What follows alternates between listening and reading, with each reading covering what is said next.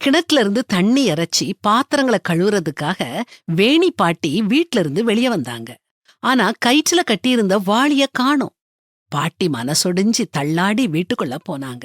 அவங்க போறத மரத்துக்கு பின்னால ஒளிஞ்சு நின்னு பாத்துக்கிட்டு இருந்த பிரவீன் வாய பொத்திக்கிட்டு சிரிச்சான்.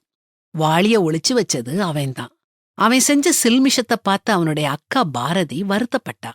அடுத்த நாள் பிரவீன் ஸ்கூலுக்கு போறதுக்கு முன்னால, என் ஐடி கார்டு எங்க, இங்க மேஜ மேலதானே வச்சேன், எங்க போச்சுதுன்னு கத்தி கேட்டுக்கிட்டே எல்லா இடத்துலயும் தேடி பார்த்தான். அழுக வந்துச்சு. ஐடி கார்டு போடாம போனா கிளாஸுக்கு வெளியே நிக்கணும்.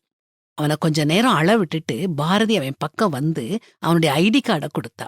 இப்போ புரியுதா உன் தமாஷ் அந்த பாட்டிக்கு எப்படி இருந்திருக்கும்னு அப்படின்னு கேட்டா.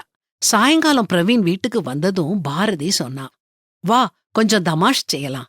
பாட்டி வீட்டுக்கு அவனை கூட்டிட்டு போனான். இப்போ பார் தமாஷ அப்படின்னு சொல்லிட்டே கிணற்று பக்கம் இருந்த தொட்டியில தண்ணீர் இறைச்சு வேகமா நிரப்புனான். அப்புறம் 2 பேரும் மரத்துக்கு பின்னால ஒளிஞ்சுக்கிட்டாங்க.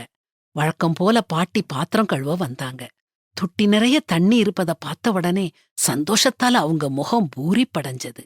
மகிழ்ச்சியோட பாடிக்கிட்டே பாத்திரங்களை கழுவுனாங்க. அவங்க சந்தோஷத்தை பார்த்த பிரவீனுக்கும் பாரதிக்கும் அதை விட சந்தோஷம். பொதுவா நம்ம தமாஷ்ங்கிற பேர்ல அடுத்தவங்கள நம்ம சொல்லாலும் செயலாலும் நோகடிக்கிறோம். சும்மா ஜோக்குக்கு செஞ்சோம்னு சொல்லி தப்பிக்க பாக்குறோம். அந்த தமாஷ் மத்தவங்களை எவ்வளவு தூரம் பாதிக்குது அப்படிங்கறத நம்ம நினைச்சு பாக்குறதே இல்ல. கொள்ளிகளையும் அம்புகளையும் சாவுக்கேதுவானவைகளையும் எரிகிற பைத்தியக்காரன் எப்படி இருக்கிறானோ அப்படியே தனக்கடுத்தவனை வஞ்சித்து நான் விளையாட்டுக்கல்லவோ செய்தேன் என்று சொல்லுகிற மனுஷனும் இருக்கிறான். அடுத்தவங்களை கேலி கிண்டல் பண்ணி தமாஷ் பண்ணாம அவங்களுக்கு ஏதாவது ஒரு நல்லது செஞ்சு தமாஷ் பண்ணுவோமே.